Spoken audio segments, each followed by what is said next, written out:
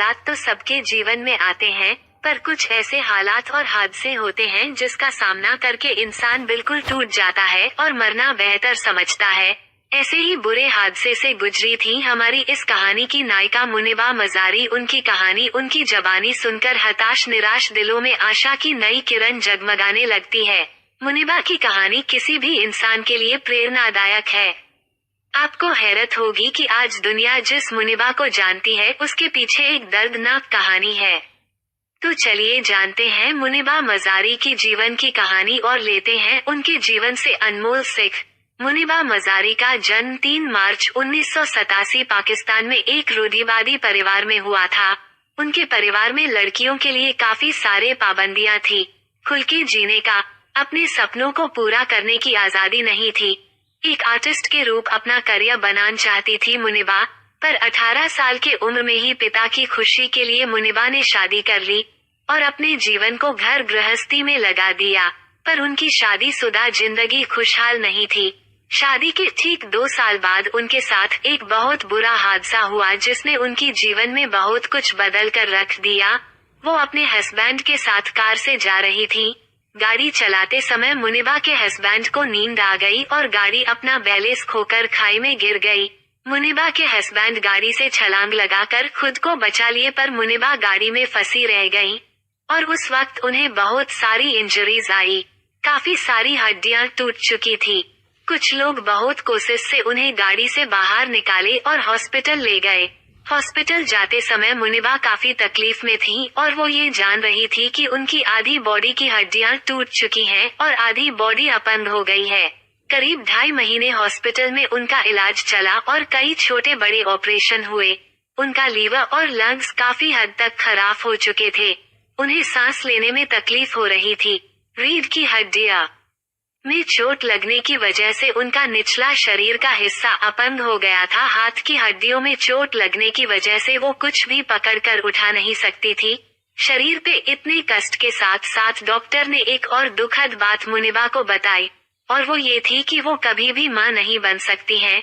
ये सुनते ही मुनिबा बिल्कुल टूट गई। इतने सारे दुख और कष्ट को देख देख कर मुनिबा बिल्कुल हताश हो गई थी और अपनी माँ से पूछी कि इतना बुरा मेरे साथ क्यों हो रहा है और मैं क्यों जी रही हूँ।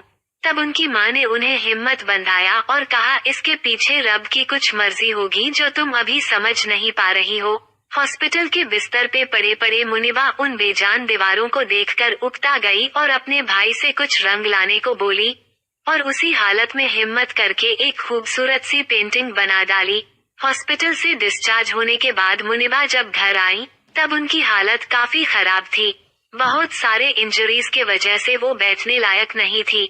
डॉक्टर ने उन्हें बेड रेस्ट के लिए बोल दिया था। वो करीब 2 साल तक बिस्तर पे पड़ी रहीं, आस के साथ खिड़की की तरफ से बाहर झांकती और सोचती, लोग कितने लकी हैं जो बाहर कुदरत का नजारा देख पा रहे हैं, घूम फिर पा रहे हैं, और मैं बेबस बिस्तर पे पड़ी हुई हैं। उसी दौरान मुनिबा ने फैसला किया कि अब वो इतनी लाचार जिंदगी नहीं जिएंगी। अब से वो एक बेहतर जिंदगी की शुरुआत करेगी। पहले तो वो हिम्मत करके अपने सारे डर से लड़ेगी और एक एक करके सबका सामना करेगी। मुनिबा का पहला डर था तलाक। वो पति से तलाक नहीं लेना चाहती थी, पर विकलांग हो जाने के बाद उनके पति ने उन्हें तलाक दे दिया। तब वो पूरे हिम्मत से इस तकलीफ का सामना की और अपने पति को उनकी दूसरी शादी पर बधाई भी दी, और वो आज भी अपने पति की खुशी के लिए दुआ करती हैं। मुनिबा का दूसरा डर था मां ना बन पाना। इस बात पे उन्होंने सोचा कि बेशक वो एक बच्चे को जन्म नहीं दे सकती हैं, तो क्या हुआ, दुनिया में कितने सारे यतीम बच्चे हैं जिन्हें गोद लिया जा सकता है। और उस हादसे के 4 साल बाद उन्होंने एक बच्चे को गोद लिया जिससे उनकी मां बनने की इच्छा पूरी हुई। तीसरा डर था एक अफाहिज और लाचार जीवन जीना। तो उन्होंने एक बड़ा फैसला किया कि वो अपनी कमजोरी को ही अपना ताकत बनाएंगी और अपने बलबूते पर एक आजाद और खुशहाल जिंदगी जिएंगी, लोगों का सामना करेगी और जैसे नॉर्मल लोग अपनी जिंदगी जीते हैं वैसे ही अपनी डिसेबिलिटी के साथ एक परफेक्ट लाइफ जिएंगी। उन्होंने अपने जीवन की शुरुआत आर्टिस्ट के रूप में की और एक कामयाब आर्टिस्ट बनी। साथ ही वो एक गायिका भी हैं। पाकिस्तान नेशनल टेलीविजन में वो एक एंकर के रूप में शामिल हुई। फिर वो यूएन वुमेन की पहली पाकिस्तानी यूएन गुडविल एम्बेसडर बनी और लोगों के हक के लिए स्पीच देना शुरू की। अब वो एक मोटिवेशनल स्पीकर की तरह पूरी दुनिया में जानी जाती हैं। पर वो सिर्फ उन बुरे हालातों का सामना ही नहीं बल्कि आज पूरे दुनिया में सबके लिए एक प्रेरणादायक इंसान बन चुकी हैं। उनकी साहस भरी जिंदगी को देखकर उन्हें आयरन लेडी के नाम से जाना जाता है।